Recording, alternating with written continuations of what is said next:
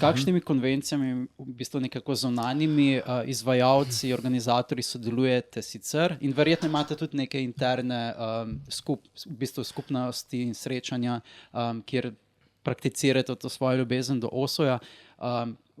V kolikšni meri ste povezani nekako z temi organizacijami anime dogodkov v Sloveniji?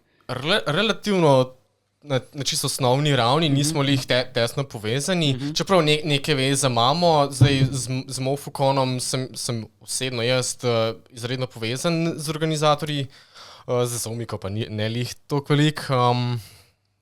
Drugače, tisto osnovno, kar se da, pač da uspemo. Prav, Mofukon je nekako v vašem vzdejstvovanju največji eksterni partner, kjer predstavljate svoje delovanje.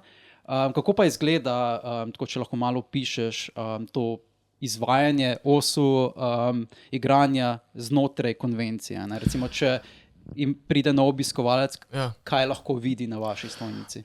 Mislim, čim bo obiskovalec prišel na, ne vem, zdaj mi imamo ponovadi vedno na obeh straneh eno in drugo mizo, na vsaki mizi je pač nek setup, imaš tablico ali pa celo miško. Zdaj vsaka igralec lahko predvideva oziroma lahko izbira, ali bo igral z miško ali pa s tablico, ker sta dve opciji, ne.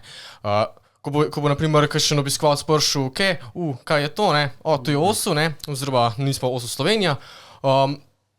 Zdaj lahko probaš igrati kakšno osnovno mapo ali pa celo tutorial, ne? In kakšni so tvoji vtisi? A je dejansko zanimiva igra tebi ali ni, ne? Tako.